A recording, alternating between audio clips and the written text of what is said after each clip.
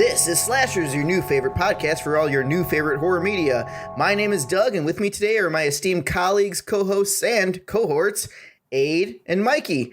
Why don't you guys say hey to the mutant goons from beyond? Hey, mutant goons. Hey, mutant goons. Happy Women's March. Oh, yeah, and for Women's March, now this film is one that I've actually, I loved it when I first seen it. And when I saw the trailers for it, I'm like, oh, it's BLUMHOUSE. Here we go. This is movies made for teenagers that go to a mall that text on their phone the whole time. But no, this is actually one of BLUMHOUSE's greatest movies. It's honestly, like, this is BLUMHOUSE's best movie. And it's a black female killer. I don't think we've ever had that before, to be honest. So this movie's kind of revolutionary. And that is Ma from 2019. But yeah, I kind of jumped the gun on that one because we've been wanting to record Ma for the longest time, but there's been distractions, there's been scheduled jumps and everything, and so Ma's been a difficult one. But for you YouTube people, we do have some nice little Ma backgrounds. Like, look, Ma's looking at me in the window. Hey, Ma, thanks for the ride, lady. So I know. Yeah, mine's I have like the Michael Myers Ma. Yeah. So she's got the Creep Show 2 Ma. You've got the Silence of the Lambs Ma, and Mikey's got Halloween Ma. Yeah. Oh my God. I know, and I'm so glad that you recommended this because I didn't even think about it until you said it. And I'm like, this is perfect for Women's March because Octavia Spencer, like, she does a really good job. Like, she's always in movies and she plays these characters and you usually like her, right? But she is all over the fucking place. And I know we'll get into that in a little bit, so I don't want to jump the gun or whatever. But yeah, I'm so happy that we're doing that this month. Yeah. What about you, Mikey? Now, this is a controversial one because I feel like a lot of people watch this movie and like, oh, she didn't kill anybody until the hour and a half mark. Now, what did you expect when you first watched this? Because the trailer kind of throws you off to make it seem like a crazy slasher, like a campy slasher. So when I watched the trailer, I thought it was one of those unhinged persons slowly starting to spiral into a dark type of mental space that then is taken out upon a bunch of teens, which it does happen, but the flow of the movie is a lot different than a typical hack and slash, where, like you said, everything happens at the end. We don't get like a one-on-one chase scene or like these kids run into Ma on their own and Ma kills them. It's different, but in a way that's good because how many of the movies do we already have that tackle that kind of format? And to Ade's point, it's so good to see Octavia Spencer, who is like a powerhouse of an actress, take on this role in a horror film. And watching the special features on the Blu-ray that I bought, she talks about how the director called her because the director and Octavia Spencer and even Allison Janney worked together on The Help. And he was like, Octavia, I have a horror film for you. And she said, do I die in the first 15 minutes? Because I know what happens to black people in horror movies. And he says, no, not only do you live, but you're doing the killing. And that's when she was like super interested in doing the film. Oh, yeah. I don't blame her. Like, this is the one thing I mean, granted, it is a slow spiral out of control at the end. But I felt like this movie, like when I watched it, it's almost like if Carrie was middle-aged and she didn't have special powers, and she kind of did this later on in like her midlife crisis. You know what I mean? Like if Carrie grew up. Well, yeah, it's interesting because I like that you compared her to Carrie because we know that Carrie has gone through some trauma. The thing is with Ma is that you don't find out about this trauma. You slowly start to figure these little things out as we go along, right? And then we see her do all of these, like, she's always off in another world. Like she always wants to be something else, right? She targets these kids and we slowly figure out why she's targeting them because, of their parents. And it almost makes it seem like throughout the film that they are just like a bully to her, like they ignore her and they just treat her like shit. But then you find out what they do to her. And it's almost as if at that point, you totally, like, the whole movie, I'm cringing. Like, why is she behaving this way? Why is she doing this?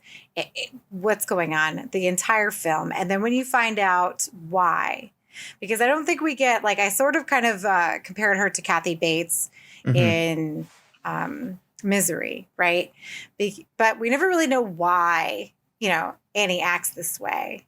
We just know she's a fucking nut. When we figure out why Ma behaves this way, or Sue Ann, whatever, then you sort of kind of empathize with her, because it is disgusting what they did to her in high school. And it's, yes, and kids are disgusting anyways, and they're cruel and they're mean. But I mean, you could get away with it back then because there were no smartphones. There were no things to document what happened, right? The kids were just bullying her. And it wasn't like it went viral. So none of them got in trouble if she didn't say anything, right? And so it was just, they all remember this terrible thing from high school. And, I think that with this type of film, the fact that they have all of it's not just Octavia Spencer. We have all these amazing people in this film. We have Allison Janney, we have Juliette Lewis, we have Luke Evans. I mean, everybody who plays these characters, these other people in the film that, Ma has an issue with, they're all like recognizable people.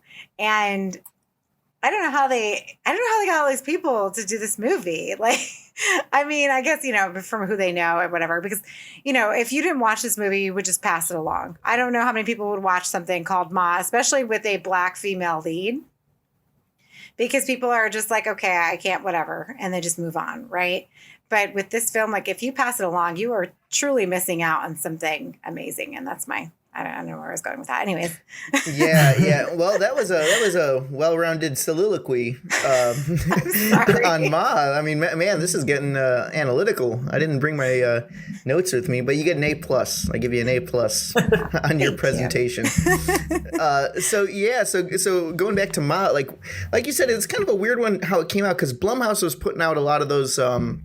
Well, when this came out, a lot of those possession movies were out, like those PG-13 Ouija and not Paranormal Activity, but those ones like kind of like the Conjuring ripoffs, La Llorona, and all that cheap shit.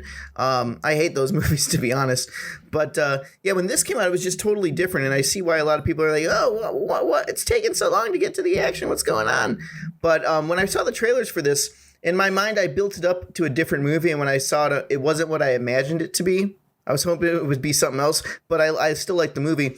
Because I mentioned Sleepaway Camp 2 and 3 on the last episode, and I would have loved, if I was to direct this movie, I would have loved to make her like the Angela in Sleepaway Camp 2 and 3, where she's this fun-loving, like, yeah, let's party, and if you guys don't behave, I'm gonna fucking rip your guts out, huh? Like, you know what I mean? Like, that could have been a lot of fun, but she gets there later on, but you realize she's kind of like this whole, she has like almost like a Freddy backstory with like she's getting back at the kids of the parents. Yeah, I had that connection too with Freddy Krueger. Yeah, but you want to know what's scary too? I mean, as crazy as Ma is, like what the bullies did, she's also like kind of creepy too, because there's some, I know the actors aren't underage, but there's some underage scenes in here where she like pulls the gun out and she's telling the guy to strip naked. I'm like, that's a sex crime. So. Well, even at the end when she makes out with the boy. Yeah. Son. And it's just, I'm screaming. Like, I started it before I left for my trip, and then I came back and watched the rest. And I'm yelling. I'm like, oh my God, like what? Because, I'm a teacher, I'm around teenagers, like never in a million years. But it's almost like she's projecting this sort of, this childlike mentality that's taken over her, and she's getting all of the popularity that she never received when she was a teenager. Now she has it, and she has it with the very children of the people who tormented her. And so it's sort of like a power thing. I mean, everything that she does with her daughter, for example. Mm-hmm. Yeah, which is very much like that true case of what's her name? Oh, with I know the one where she tells the girl to have cancer and she doesn't have cancer. She keeps her in a wheelchair even though she's not sick. Mm-hmm. Gypsy Rose, that's her name. What is it? Munchausen by proxy, right? Yeah. And real quick, to your point, to kind of go back to your Misery comparison, did you see the Easter egg of Misery when she goes into the house, when Ma goes into the house after the two girls snuck in and she notices the cats have been moved? Oh, yes. She's like, who moved these cats? So yeah, that was like a little nod to Misery. But really, what makes this movie unique, and I think it works, and it may not work for other movies, is that it plays out like a novel. We talked about how it takes so long to get to an action, but that doesn't mean that nothing's happening in the beginning. Mm-hmm. My favorite part of the whole thing, and I don't know of any other horror movie that does this, is we've had a lot of, movies about people that have wanting secretly to get revenge, and they're hell-bent on just seeing, revenge happen. And so there's times where Ma is looking out into the distance or looking at the kids from her workplace, and you can tell she's in her own world and she's thinking about what she's going to do. And, in some movies, it's like, that's kind of scary, but this one's kind of comical because there's multiple times where Allison Janney, who's her boss, is like, "What the fuck are you doing?" And she doesn't acknowledge her. She's still like in a daze, but like Allison Janney's like how anybody would react in real life. And it's really funny to me because it's like the movie is allowing you to see the mental state of Ma, but also giving you the point of view of someone just viewing it from the outside and being like, what the fuck is she doing? And I loved it. It made me laugh so much. Yeah, and another crazy thing too, this movie, it takes place in Ohio, so go figure. In Ohio, there's not much to do besides plotting revenge. But this movie was one of the few movies that who wrote this one? Tate Taylor. Let's see. Scotty Land. He was. Yeah, he was just the director. Yeah, so this guy must have worked a real job, because one thing I can't stand is like when you watch movies, Hollywood movies, and they're supposed to be people in an everyday life situation. Like I felt like this one actually, like the person who wrote it worked in a day job.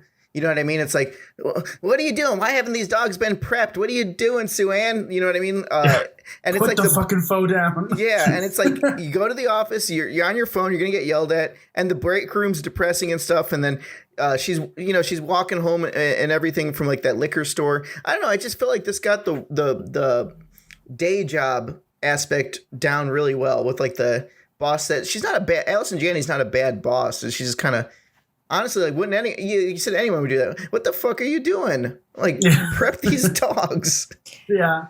Yeah. And any other person probably would have fired her, right? And so I think that it's interesting that she works for another woman, and this woman gives her the benefit of the doubt. Like, the one time what the fuck are you doing? And she's like, I'm sorry, I'm fighting a migraine.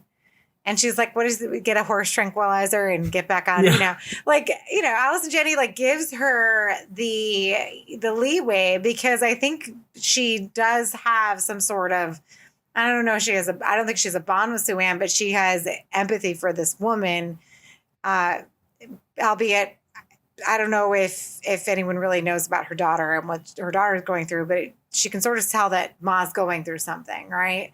So while she's saying, what the fuck are you doing? She still gives her the opportunity to have a job. And then one time she tells her, go home, you're pissing me off.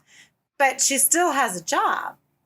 Yeah. It's a good job. She's got a good fucking job. What is, the thing is with this is it's really sad, because what has triggered her, and we know what's triggered her, but obviously there's a lot of mental health issues behind this, not just what the kids did to her. I'm sure that pushed her over the edge, right? But for her husband to leave her, for her to do, and did her husband leave her, or is it implied that she killed him? I think she killed him. I had that debate in my head when I was watching it. I didn't come to a conclusion, but I feel like it could go either way. No, it was never mentioned in the movie. It wasn't even hinted, but there's a few shots where it's like a drone shot of her house, like when the whole house is catching on fire at the end. Spoiler alert. There's like a tombstone or something in her backyard, like a headstone. So good catch, Doug. Yeah, I saw that's what happens when you watch it in 4K. So it's Pa. That's a sequel, Pa. Honestly, I'd love to see a sequel to this Ma 2 Sloppy Seconds, where she goes to a God. It would be like Jack Frost 2. She goes to Puerto Rico or an island getaway, and her face is all burnt up and stuff. So did you see the alternate ending? I don't think I did. No. The alternate ending, it's her walking back into the veterinary, but you just see her from behind, and her I can't talk. Her neck is all burnt up, and she takes horse tranquilizers with her. Now, I'm no psychiatrist, but from what I've been gathering, watching the special features and hearing Octavia talking about what's going on with Ma, it seems like the trauma of what happened to her as a teenager, because it's a big deal. Mm-hmm. Like, it, to some people, it might seem like, oh, haha, you know. And so just so everyone is up to speed, in case you haven't seen Ma, she has a crush on the popular boy in school. He hits on her, arranges a meetup in the janitor closet. The popular girl's giving her advice on how to perform oral sex on men. And she goes in the janitor's closet and she blows him ultimately. She leaves and everybody's there laughing at her, even the popular guy, and it turns out that she was with this nerdy guy the whole time. Like, not to be a downer or anything, but that's a form of rape. Yeah, that is rape. It's yeah. So yeah, like you, and to me, it's very traumatic because you didn't have a say in something that you thought you had a say in, and it's extreme, and especially for her, she's all innocent. You know, she was the nerdy, homely girl who probably has never even kissed a boy to, you know, do that. Like, yeah. I feel like her trauma from that stopped her from mentally developing further than that, because even when she starts making friends and having parties, she's wearing things that she thinks are cool based on the time frame when she was a teenager.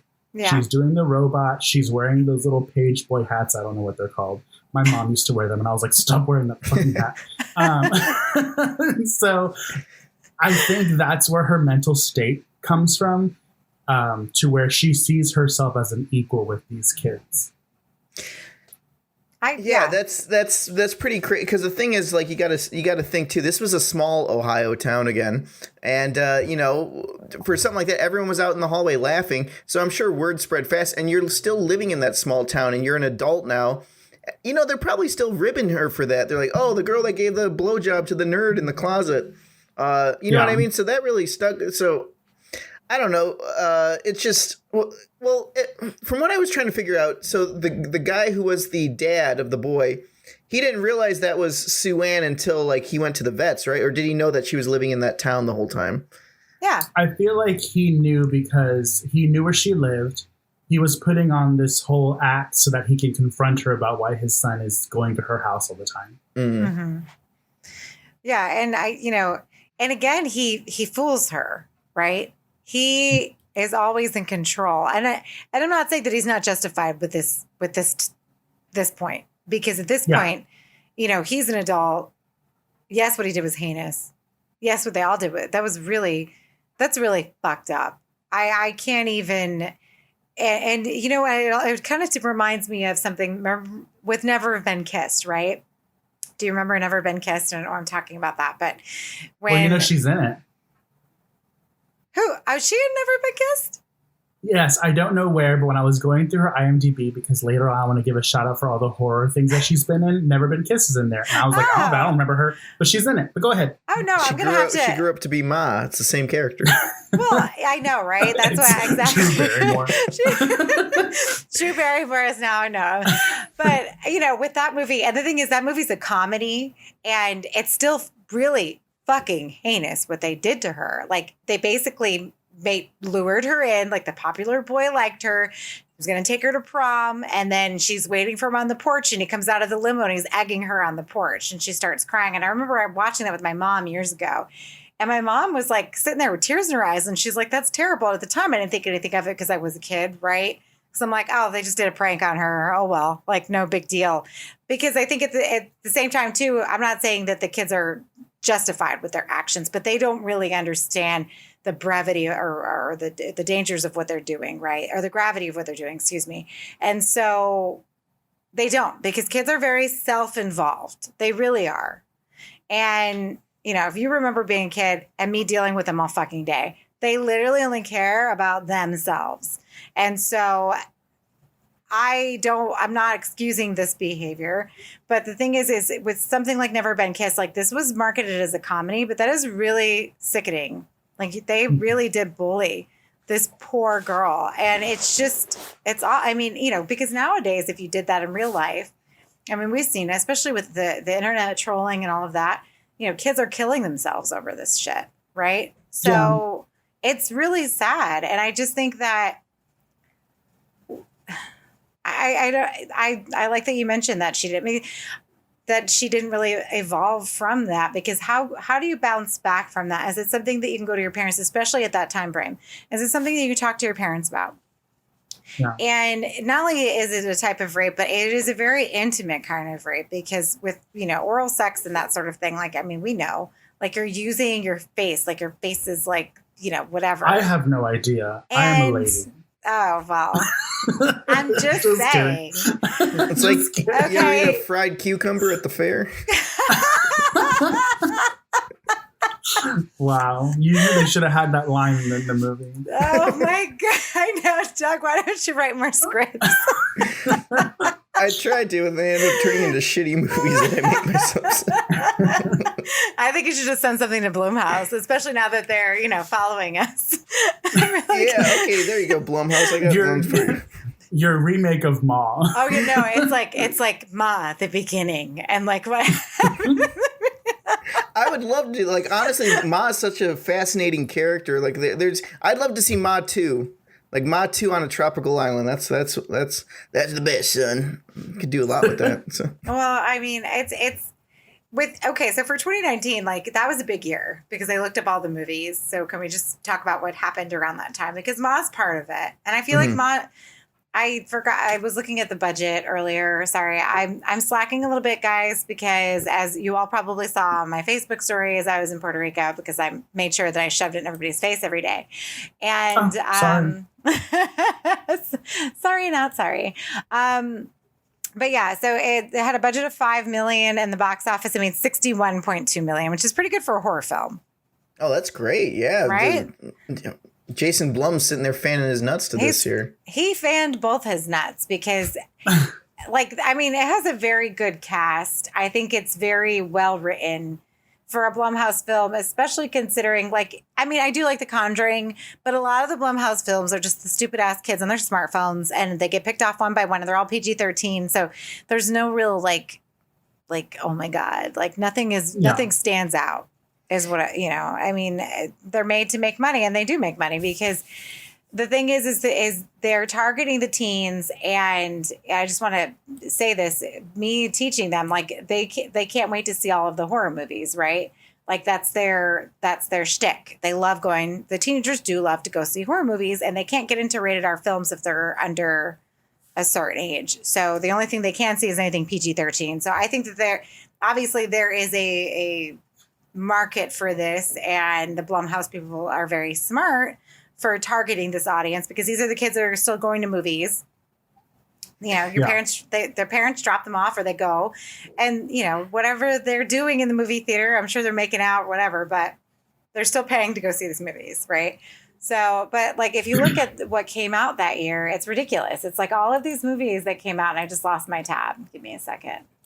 We're just going to edit this part out. While you look at that, I just want to say I want to nerd out and see where that $5 million or $5 billion? No, $5 million. $5 million. Yeah, I was like, wait, I that's because, Ma in space. Yeah, we have so many like heavy actors here that, according to IMDb, how do you pay all of them? And yeah, well, IMDb and I think Wikipedia, $5 million. Which, yeah, it's just strange, because I would assume that would be like just Octavia Spencer's fee. They probably did it as like a favor for each other. Like, Octavia Spencer's like, oh, I'm doing the horror movie, and they're like, oh yeah, we're all friends, we'll do it for unless it was just a quick shoot. I think with the BLUMHOUSE movies, they're like factory movies, right? They're in and they're out. Yeah. I'm sure they don't spend a lot of time, like, I mean, let's go back over. Sorry, I don't have everything in one spot. Mr. BLUMHOUSE, because I know you listen, I need the itemized receipts. I know. Well, I mean, I'm trying to look and see like how long it took to film it. I don't think it took long at all. I mean, it had a $5 million budget online. It has a cult following. It was released on May 31st, 2019. It started filming in February 2018 and wrapped up in March 2018. So February Like to a March. month. It took a month to film Wow. it. So, I mean, and again, because if you think about it, is there a lot of stuff going on? Even the house burned down at the end, that's all CGI. So it wasn't like that cost them lonely. It's heavy story driven, so it probably is not going to take that long. And I don't mind that it's heavy story driven. I think for yeah, this no, case it works. I'm sorry, Yeah. Doug, I cut you off. Go ahead. Oh no, I was just saying, like, yeah, it is very story driven, but that's what I like about it is that this is so different from a lot of the Blumhouse stuff. Because honestly, I had the biggest like taint in my mouth from Black Christmas. That Big old taint. big old taint. I was like I don't tainted. know. Blumhouse I think that's tainted the me. word you were thinking of. Well, no, I mean, he's right. He's using it in the correct context. Yeah, Well, yeah. not like you had pervert. someone's taint in your mouth the whole time.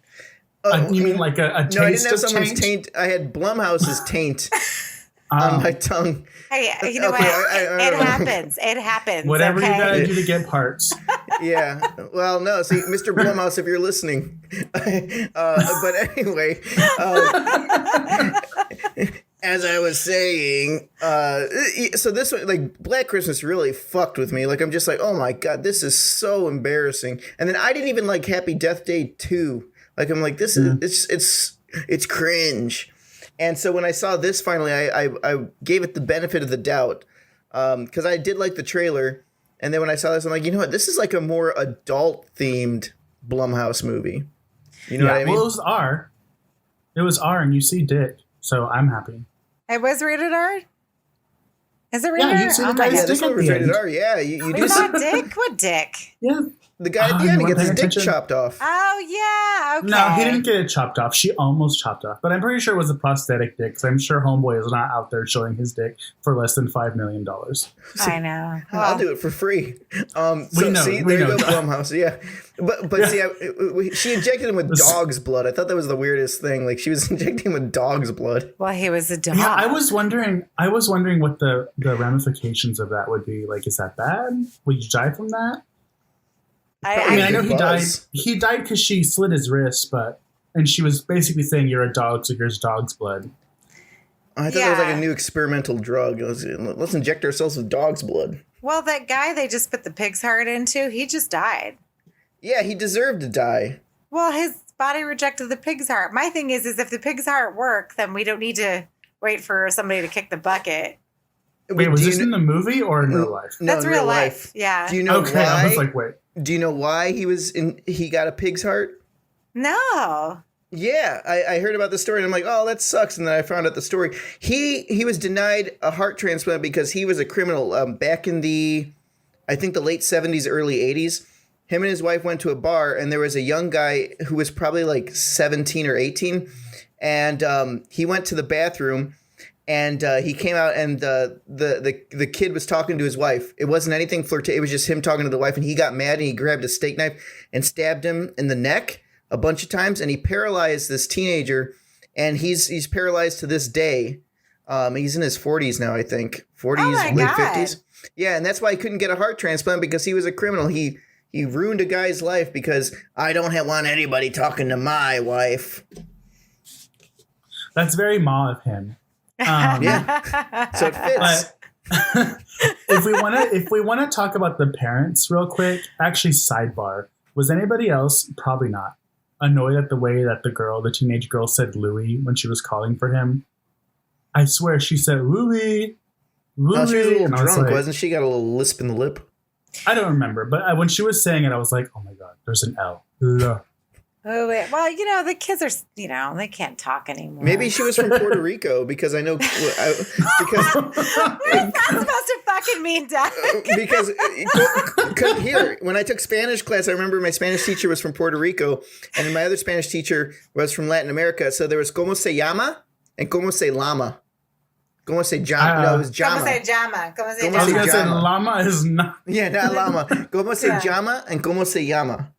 Yeah. So there could be a little bit of Puerto Rican twang in her Louis. Well, Yeah. I have no idea about that, but that was the thing too, because I really got upset. Well, we'll talk about that. Let's rewind because we were sort of touching on this earlier. Is that okay? Yeah, go ahead. Okay. Do your thing, honey. Okay, so we were talking about movies that came out in 2019. So we have Us, which is, I almost said, I'm not going to say it, but we know who it is. It's Jordan Peele. Sorry. Peele? I don't know why. I was just thinking of Tyler Perry, and I'm like, why am I thinking of Tyler Perry? Well, technically, Tyler Perry did make a scarier movie. He made Boom Medea 2. And I was like... But yeah, if you ever watched a Tyler Perry movie, like, it gets so fucking intense. Like, even his shows. Like, it's all funny, you're laughing your ass off, and then all of a sudden it gets, like, super dramatic and, like, it's, like, bipolar. I'm like, yeah, where the fuck did that come from? it's like slapstick, and then it turns into, like, a novella, like a Spanish novella. I'm like, what the hell? Like, people are dying, getting in a car accident, and drama. I know. Like, Tyler Perry, we're supposed to be laughing. Like, what the fuck? Okay. So we have Us, and then we have 47 Meters Down, which I think Us is I really did like Us. I don't know why everyone talks shit about it, but we'll talk about that later. I like it more than Get Out. I mean, I Out think of Jordan Peele's stuff, I think Us was amazing. Well, what's her name is in it too, who I love. Lupita Nyong'o. Yeah, Lupita's in it, but who's the white girl from the show where they lock all the women up? What is it? And she's from Invisible Man. Yeah, you know what I mean. What's her? Why can I? What am I? The one losing? who's married to Tim and Eric, or Tim, right? She's a Scientologist, so she's probably like crying for. Yeah, she's crying for help in all of these things, right?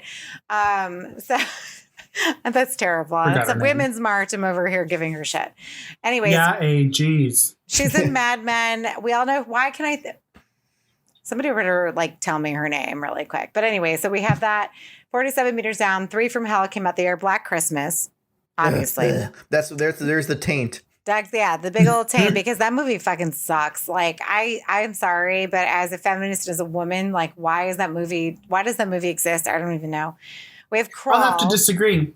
Her name is Elizabeth Moss. And Black Christmas was not a bad movie, in my opinion. It was a terrible... No. It was a terrible Black Christmas movie. If it was something completely untitled Black Christmas, I would have been okay with it. Okay. I can see that. Okay, you're still wrong, but... I see where I'm picking up what you're putting down. My issue with Black Christmas, and we talked about this before. Remember, Doug, on one drunken Christmas night, we all talked about it. Oh, I remember this.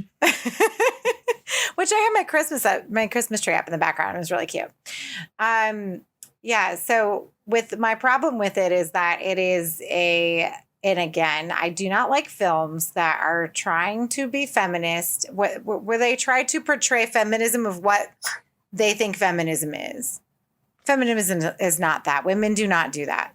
There is no girl shouting at some guy. There's no girl pulling out her diva cup and tossing it in front of other. Nobody does that. Well, I feel like the whole movie was written by that girl from the Texas Chainsaw on Netflix. I felt like the entire cast, I felt like they just ripped. The script was written by a bunch of Twitter comments in a thread. Yeah, I mean, if the guy assaulted her, why are they doing a little song and dance? I would have made sure. If anything, stop fucking with the professor. They should have gotten that kid thrown out of school. That kid should be in jail. That kid should be Brock Hudson and shamed for all eternity, and and never going to get a job. I'm going to have to live with his mommy and daddy who fucking defend their rapist son, because this is the kind of people who raise rapists. Because oh my god. Anyways, Women's March. So we have Crawl. Crawl, I think, is such a good movie. We should probably think about that for Patreon, because it's fun. I love Crawl. Yeah, besides Alligator, that's the best alligator movie, Oh, it's so good. Well, yes, no, Alligator's good, but I mean, Crawl is so fucking good. And it takes place in Florida. And she went to UF, which is, dance school, so I have to give it that. But, because of the Gators, go Gators. And then woohoo, whichever, if you live in Florida, nobody likes UCF. I'm a Knight. Everybody hates us. They think we're crap. But there's FSU, which are the Seminoles, or you have the Gators. And so I feel like FSU is a little culturally appropriated at this point. So maybe we should think of something else besides the Seminoles and all of these white boys running to the games in feathers and painted faces. But so maybe, we should stick with the gator. We need to cut this out. I'm being a bitch today. Anyways, so I like it. This is spicy aid, right after vacation aid. I know. Well, yeah, it's because my skin is still on fire. I literally cooked myself. Oh my God. So we have Child's Play, which is Doug loves Child's Play. So we have that one, which is the 2019 Child's Play. We have Brightburn. Brightburn wasn't bad. I don't remember that one. Okay. The kid who was the alien. Tiger movie. No, Brightburn was really good, but I thought you were talking about Burning Bright with the tiger. No, not that one. No, the Brightburn with the kid who's actually an alien, and they got the spacecraft in the barn. Yeah, and he has that elephant trunk mask. The bad Superman. Yeah. That was actually... No, that movie actually scared me because I've always thought about that watching superhero movies, like, oh, this is all cool until he doesn't like you. Yeah. Like so he's like cool. He's like a sadistic, crazy, and then he kills his parents and everything. I think, especially like if they took him in and they raised him. Oh my God! So Brightburn was pretty good. Veronica came out. I still haven't seen it. Pet Cemetery, Vivarium. Midsummer came out that year. So we have The Shed. The Shed was good. Did you guys watch The Shed? The one with the vampire. Yeah, with the vampire in the shed. Yeah. I liked it. I didn't think it was bad. I thought it was pretty good. It was good. And Doctor Sleep. And La Llorona. So we have a lot of Blumhouse movies just in 2019. So it just shows you like these people are just pumping shit out. So for Ma to come out of that muddled mess is just, I think I will give them credit because they actually put time into Ma. They put time into the acting, they put time into the writing, they put time into the storyline, they put time into who they chose, because I think all of the kids do a very good job at sort of portraying like what they're supposed to represent, right? We got the bitchy girl, we got the sweet girl who moved into town, like she doesn't know what she's doing, and then we have the innocent main boy he's a little mousy. I wouldn't have picked him. I would have picked the other one who got his torso burned with the iron. But what? Oh, he's over here. Ouch. Wait, didn't she say that? She's like, now you can't flex your abs because you're gonna have a big triangle burn on there. Oh, yeah, that was. Then she puts white face on the black kid. What is that? That was fucked up. I mean, I know she's black, but like that to me, and I'm not saying like, oh, it shouldn't have been in the movie, but to me, that was the most fucked up thing she did when she was like, there can only be one of us. Like, damn. Well, see, I would have like, if I have a choice between getting burned with an iron, getting cut, getting stabbed, or getting white face paint, I'm like, give me the white face paint, please. Well, no, I don't mean in terms of like pain and like bodily harm. I just mean like the message, like that's deep. Oh yeah. The message, and I honestly think that imagine him. He knows he's the only black kid in the group, and then he wakes up with that in his face.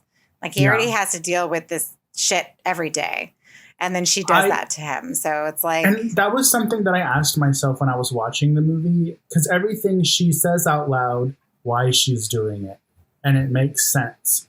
But I was wondering where that came from, that like, there can only be one of us, so I'm going to paint your face white. It was really thought provoking. Like, I think it was interesting to have that be what she does to, I forgot his name. Is it Dante? Daryl. Yeah, that was Daryl. Daryl. It was interesting that they chose her to do that to Daryl. And I was just wondering, like, I wanted to know where it came from.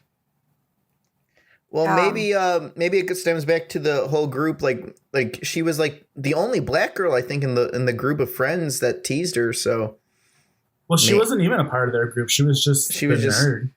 Maybe it's like a thing of like Hollywood script writing for token black characters. You know what I mean? Because that's usually what they say. It's like a jab at that. That's how I saw it. Yeah, I mean, it's clearly a commentary, especially considering that it's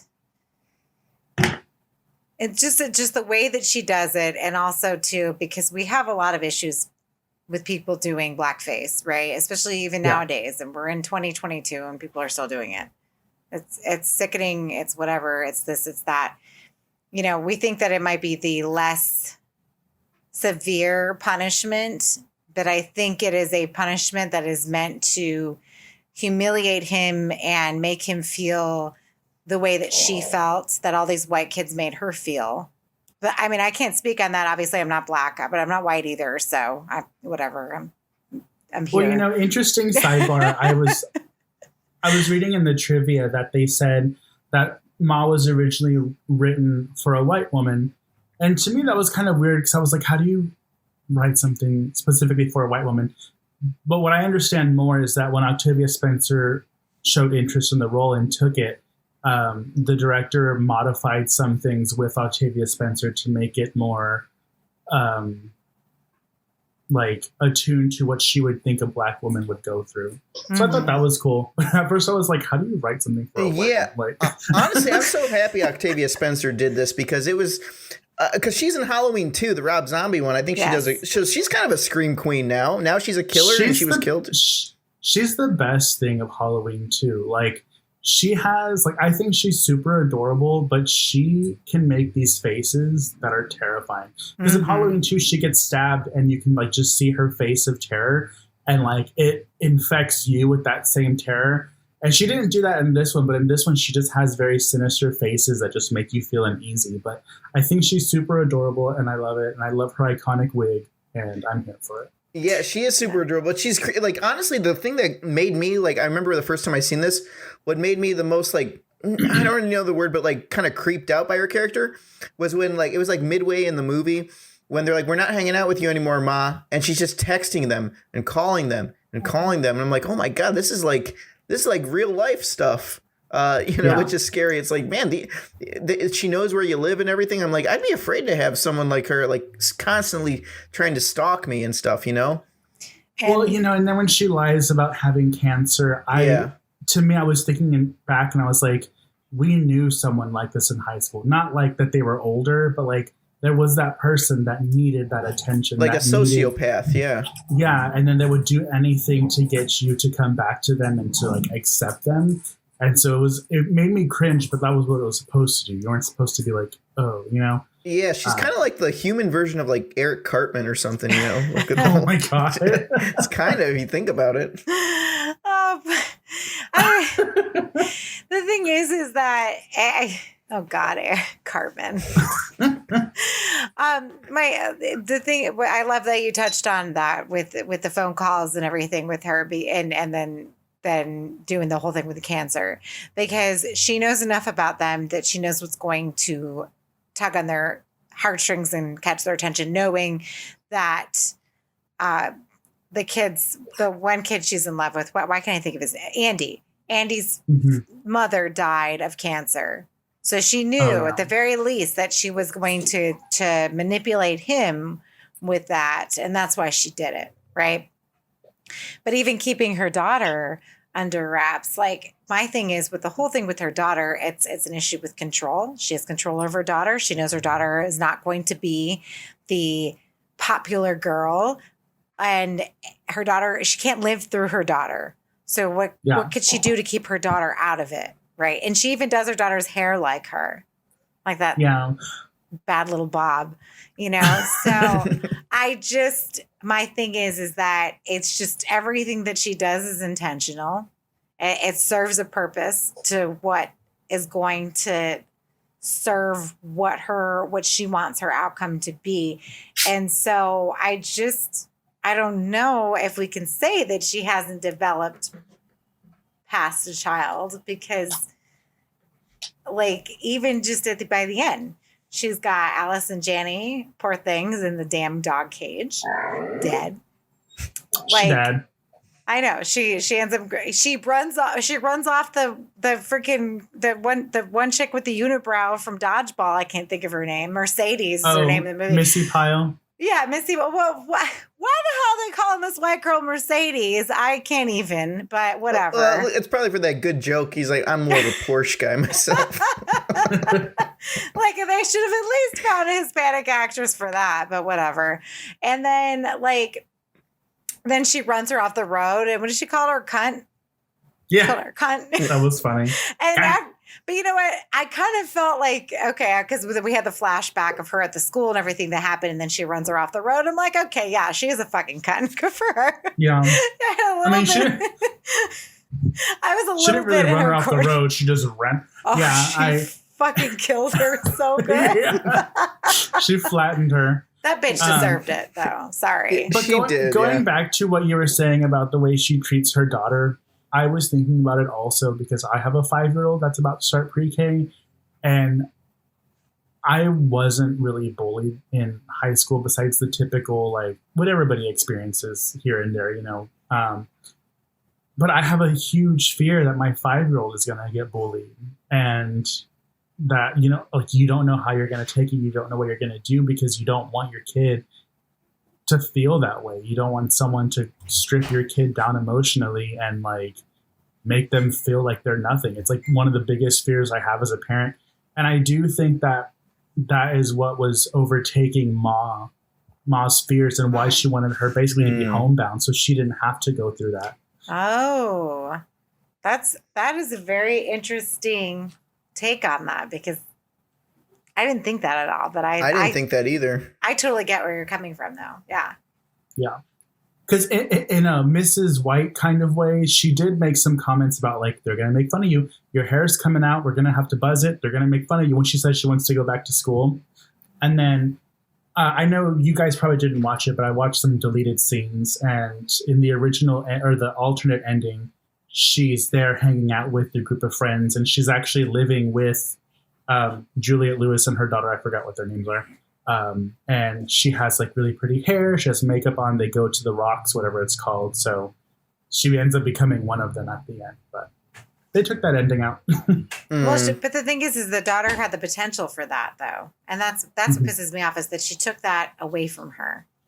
Yeah. Whether it be her fears or whatever. The daughter had a lot of potential of making friends. And even the daughter knew at some point, I can't live like this. Yeah. So... anyways, Doug, I cut you off. What were you going to say? I lost my train of thought, but go ahead with what you're saying. It'll pop up in my head soon. Well, okay. So I thought that it was good with that by the end. I love that she had a different, which, you know, was pretty obvious, but she had a different way of tormenting each of the kids to get at them. Right. You know, the one girl with the big mouth, she sewed her mouth shut. She did all of these things. You know, the kid with the body, she made sure she maimed his body. The black kid, she did the white face. But then she goes and hangs the girl. And I'm just thinking, was Juliette Lewis, and maybe I missed it, was Juliette Lewis's character, was she a bully to her? Or she was her friend. She just blamed her for not stopping what was happening. Yeah. And I don't know if they showed Juliette Lewis as a teen in part of the group watching it go down, but it insinuated that she may have known and didn't do anything about it. Yeah, so she was complacent. And so, and she, I think she even mentions that at the end, I'm sorry I didn't stop them. I'm sorry I didn't do anything about it to defend you or whatever. But it's implied also that Juliette Lewis, hang on a second. Babe, we're almost done. Can you not put the TV on? Just, can you put it on mute if you're going to watch the basketball? Just until I'm done? Thank you. Sorry. You tell but I think it's Women's March. Woo.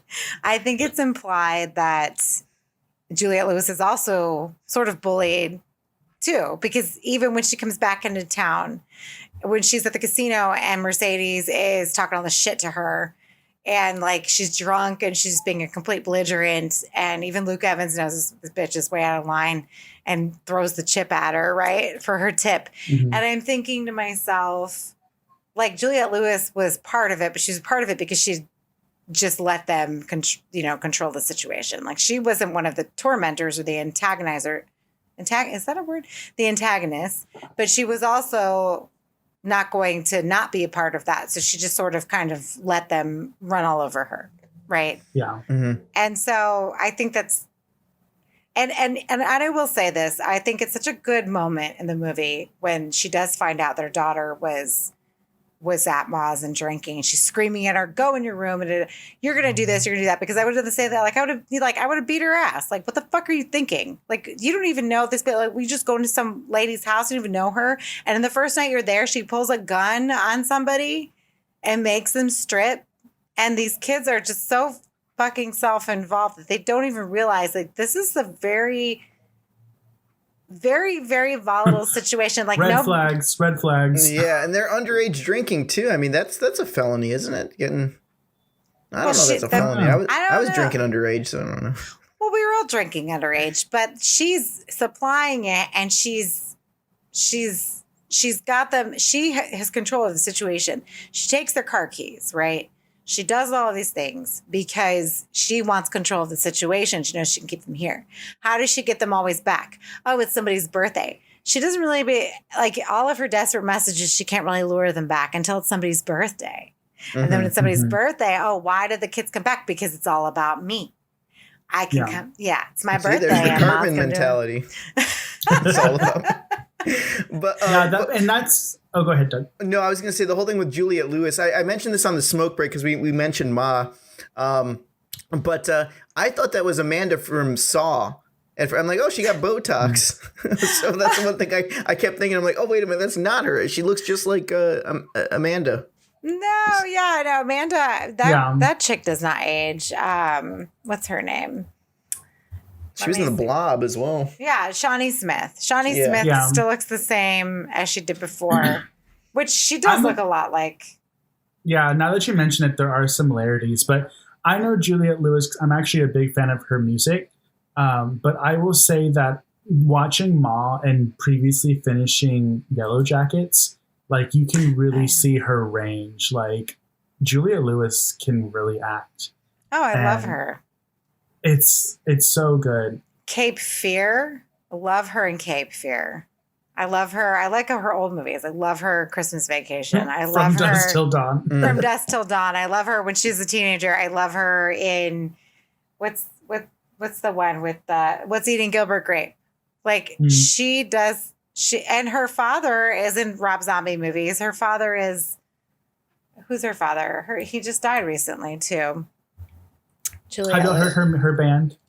Oh yeah, and she does music. I didn't know she was in a band. Yeah, Juliette Lewis and the Lits. Look it up; they're amazing. But go ahead with her father. She played the mom in The New Vacation. Was that who she played? No, she's the daughter in Christmas Vacation. She's got blonde hair. That's right, she was. Okay. Which there was a fun trivia when she says we're watching John Hughes movie because she was in the Christmas Vacation that John Hughes did. Yeah, which is cute. And then it's funny because her brother in the movie is Leonard from, why can't I think of people's names the guy from Roseanne, that's what I remember. Yeah, I would, the guy from I Know What You Did Last Summer, to keep it topical. Yes, I know.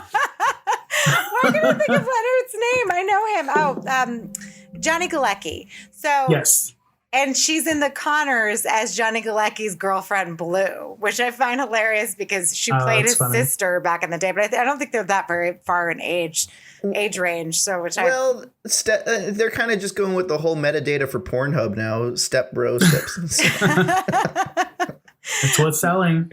But yeah, her father's Jeffrey Lewis, and he's in a lot of Rob Zombie films. Specifically The Devil's Rejects is what I can think offhand.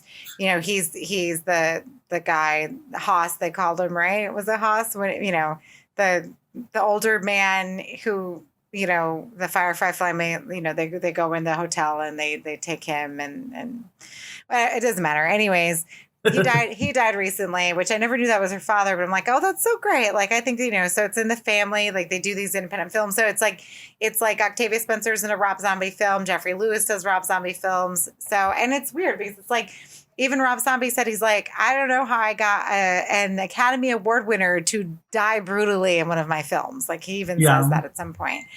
So now he's making a PG movie. So go figure. Yeah. Well, and it's all film family because Octavia Spencer right now has been on a couple of shows of Mom with Allison Janney. So, oh God, I love Mom. When you like working with someone, you just like working with someone. And Allison Janney, can we just talk about Allison Janney? It's Women's March, and what a fucking treasure is she? Like, I love her. I love her in everything she's in. She's so fucking funny. I love her in 10 Things I Hate About You as the principal, and she's writing that romance novel. And every time the kids come and interrupt her, and she gets mad, and I'm like, oh my God, that's me. Like, she's so fucking funny. Like, Allison, everything she does, everything she touches, like, I love her attitude. I Oh my God, like, what was I watching? I was watching The Duff the other day. I had no idea she was in that movie. I'm like, oh my God, it's fucking Allison Janney. I fucking love her. Like, amazing. Yeah, she plays like very sarcastic, very good. Like, you know what I mean? It's like the smart ass comments. Like that's. Yeah. But I also I always get confused between actors. Like I said, I got confused between Amanda and the other one, Amanda. But I always thought Allison Janney looked like Toni Collette, and I'd get the two confused between. Toni Collette's like the serious, angry one, and Allison Janney's like the sarcastic one. They should make a movie where they're sisters and they just bicker on a road trip or something. Oh my God! I don't see that physical connection. Toni Collette and Allison Janney. Maybe Toni Collette and Uma Thurman, but not Allison Janney. No, but I can see the similarities between them because they have like long faces. I get it, Doug. I get it. Yeah, well, my little plug, Women's March. Toni Collette has been snubbed out of so much. She should have won an award for Hereditary. Like, she's one of the best like actresses. To me, Toni Collette is just I love her. When she did The Sixth Sense, for Christ's sake, she was amazing. Like I think she was nominated then. She does get snubbed. She's like Leonardo DiCaprio. Nobody wants her to win. That's okay. Well, she lived down in infamy now. I see people with tattoos and pins of her with the piano wire on her neck, like looking like that. Ew. And so I see people tattoo that on them. I see pins and shirts. So she lives on it at the horror conventions. Yeah, that was a scene. Oh my God. Like that, did not see that coming. And I saw it like when you heard it first. I think that was such a good scene. And this is why, this 824, right? Ari Aster. Yeah. I think so, yeah. Is that an Ari Aster film? That is. That's his first. Okay. Well, no, his first movie was that something about the Robinsons. I know, with the dick and whatnot. No, I can't do it. Oh, the one about the dad and the dad, son. like the dad rapes the son rapes the dad all the time. The son rapes the dad. Oh my God, I can't even. But that was a short film, wasn't it? I didn't see it. Obviously, I didn't really. It was really want good to watch that. Doug says it's on YouTube. It's a short film. It's on YouTube, yeah. Yeah. Well, when we have a moment, I would like to run down Octavia Spencer's resume. I think Doug is right now a good time. Yes, right now is a great time. So go ahead and run that list down. Let's feed the audience members the list so they can catch up. We're coming up on the hour, so I'm just okay. Perfect. Well, Octavia Spencer is such a great person to have on Women in Horror Month because she's done quite a bit. But I will tell you, I will open with she's had side parts, but I have exciting news coming. So at first, and this isn't her whole resume. This is just the horror that she's done. She was the landlady in the American remake of Pulse from 2006. She's a coworker in Drag Me to Hell. She's the most unforgettable part of Rob Zombie's Halloween 2. She's the best friend and coworker in The Shape of Water. She's the grandma in The Witches remake. And she's Manticore in Disney's Onward. But what I'm most excited about, so obviously she's in Ma also, which is a movie driven by her. But I don't know many details, but I'm assuming that she's going to have a major role in this just because she comes second in the credits. But she's going to be in Lee Daniels' Demon House, which if we know about the documentary that came out, the true story about I think it's like the first haunting that was documented on the news that has police reports. Like people think it's a portal to hell. They're making it into a movie and she's going to be in it. So I'm stoked. Ooh, yeah, I'm excited for that. Yeah, anything Octavia Spencer does, like seriously, like her horror stuff, she's the modern day scream queen. So I'm totally into it. And I was watching her talk about Ma, and she uses the term genre film, and I'm like, okay, I love her because not everybody uses that term, and I know that when people do use that term, that they probably are fans of horror because I haven't really heard that term be said much. So when she said it, I was like, I can't love her anymore. Yeah, I bet you have a very large Criterion collection, Octavia Spencer, when you use terms like that. Well, I also think she's doing that to not alienate people, right? Because the first thing, like, there are people that won't watch, like, will not watch horror movies, which to me is just, it scares me.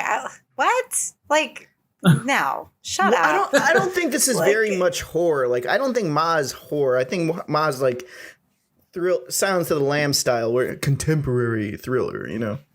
I love it. It is one of those thrillers like what's the Glenn Close one? Oh, like Fatal Attraction. Fatal Attraction. It's like Fatal Attraction, but on a different angle. Mm-hmm. I mean, yes. And the thing is that I love that we have a woman at the helm because, women are very capable of these things. And also, too, it's like she embodies such a disaster of a character, but does it so perfectly well and just so like nuanced, because there are times where you are like, oh, Ma's really cool. Like I would go to her house. I'd hang out there. I'd drink there, whatever. And then there are times where you start to see her shift, and she does such a good shift at that. And this is why I think a slow burn of a film is so good to showcase this kind of character, because you can't really like jump into it. Right. You have to slowly start to see her unravel. And maybe she's not unraveling. Maybe she's always like this. But I think that it is for a Blumhouse film to show this and to have such a good, I'm very impressed. And I didn't even realize it was Blumhouse, Doug, until Doug said something about it, because like I assumed it was not one. Well, at forefront, this feels very A24, doesn't it? Minus like the teenage drinking. Like this feels like an A24 movie. So yeah, I can see that. Mm-hmm. Yeah, and there's one special shout out for a scene that I want to give, because the first time I saw this, what really just like sent me over the edge, they play the song Lookout Weekends, which I'm of the age when that song came out, I was at the rollercade doing my thing, looking fly as hell. And like, that's my jam. Like it's on my Friday playlist, and there's a whole freestyle genre of music that I really like, especially here in South Texas. It was just like, it was a big part of my childhood, and I love that song. And so they're playing it in the background when she's at the Rocks, when they're doing the flashback, because that's the time frame that they were in, because it's a 90s song. When she is looking in the mirror and she's like putting makeup on and she's singing it to herself, I was like, this bitch is crazy, and this is me in 10 years. Yeah, she has fog machines and laser rays. Yes, I love, and I've mentioned this many times before, but I love when horror movies include a song or music that just like sticks with you, and they play it at the end for the end credits, and I was like, yes. Yes. Oh, all the memories of that roller disco again. Well, we called them rollercades here. I don't know what a roller disco is. We're at the skating rink. I don't know. Roller rinks were in Ohio. I remember that. But every time we went there, they're like, "Oh, are you on this team?" I'm like, "I don't know. I'm just skating." They're like, "Oh, okay," because this is the Special Olympics team. I'm like, "Oh." I remember going to the roller skating rink like that. So I used to skate sometimes on Saturdays, and that was Special Olympics Day, but I didn't know. So they thought I was on the Special Olympics team. Oh my God. Doug, what is in Ohio? Like, what is this? That's what I'm saying. Ask Ma the same question. What's there to do in Ohio? Plot revenge. That's it. Or just bring what is it? Kids to your house to drink underage. Yeah. Well, I'm sure that happens a lot. Well, funny thing is, now I remember when I said I forgot something, and now I remembered it. So, if you don't know, because I'm originally from Ohio, and then after the military, I ended up coming to California and staying here. And then me and Yahira were like, you know what, California's too expensive. So we moved to Ohio for about a year and a half, and I fucking hated it, because I went off nostalgia and things of like, oh, I remember, doing this in the snow. But when you become an adult, it's not the same. And driving in the snow fucking sucks. Everybody is addicted to heroin out there because there's nothing to do. There ain't jack shit. And there's a line in this movie that kind of, I don't want to say triggered me, but like got me. I'm like, uh-oh. Like they said the exact same thing to me in real life that what they said in this movie. Remember when she goes and she's working as the cocktail waitress at the casino? Yeah. Yeah. She says, "Oh, I thought you went to California and you were going to make it big, and now you're back here." Like I had people that said that, and I'm like, just because you go to California doesn't mean you're going to make it big or whatever. Like that's the mentality. It's like, "Oh, you coming from California, so you failed at your skills." So I know. I cringed at that too. Yeah, and they said that in this movie, and to me, I'm just like, oh my God, this is real life stuff I've heard. And that's any small town, because I too am from a small town. Yeah. Like Mikey, you have shit going on where you're from, so I mean, it's not like it's that big of a deal. But I'm from I'm from upstate New York, where nothing happens, right? So when I go home. Yeah. I'm like the pick of the litter. I go home and I'm new. So if I go out, I'm new. I literally I'll have swarms of people come talk to me and ask me, oh, where are you from? What do you do? Like, because, I don't have like shitty hair and, I'm not it's bad. Like, I mean, because some of my girlfriends who are still, the D-Bot's coming back to haunt me. Oh, I thought that was my D-Bot. My D-Bot makes the same sound. Hi, no. D-Bot. Must be Demon Sheet all over again. Fucking Demon Sheet is haunting me. I hate that movie, and the D-Bot can go suck a dick. Anyways, so I get it. Like, it's the small town mentality. So especially, I'm not surprised that one girl, when she came, Juliette Lewis's daughter, when she came in, Maggie, right? Maggie? When she came to town, the kids wanted to be friends with her because why? She's the shiny new toy, right? And it's not just any of the kids. It's the, they're the popular kids. They're the stoner kids who like to party, but for lack of a better term, they are the popular kids. So it doesn't surprise me that those things happen. So yeah. Anyways, so I know we're coming up at the end of the hour. Yeah, we're a little over here, so this was a nice long episode. It would make Ma proud. But like I said, this is one movie, Mr. Blumhouse. If you are listening, all three of us would like a part in there. We take check, cash, money order, and we will fully support a Ma 2. So please, Ma 2, you can make it happen. You can film it in 2 weeks. Seriously, yeah. Film it on. We don't need $5 million. No, we don't need $5 million. Doug will write the script. Here's my audition. Are y'all ready? Here's my audition. When I hear music, it makes me dance.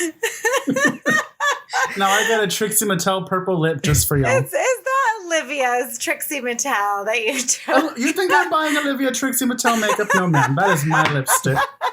Oh, you know what would be good? Here's Ma 2 for you. So after the whole incidents of Ma 1, it's been 10 years later.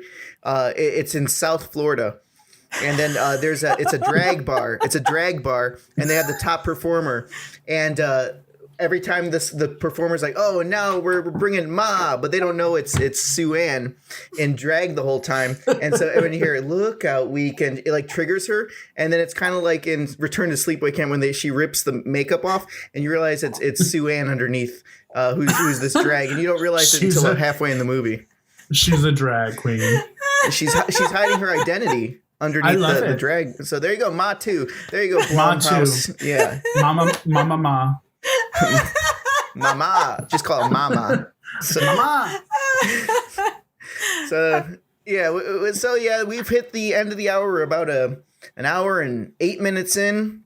So I hope you guys are all satisfied. So please, if you do, definitely go check out Ma. Honestly, this is Blumhouse's best movie, to be honest. Like I was very surprised, and I've watched it multiple times since it's been out on DVD. So yeah, I can't get it any more support. And if you want to hear more of my stuff and some Slashers Pod stuff and Grandpa Oates, if you have a Roku, download B Movie TV. It's a free channel on the Roku. We have shows every Friday nights with Friday Night Action at 8 p.m.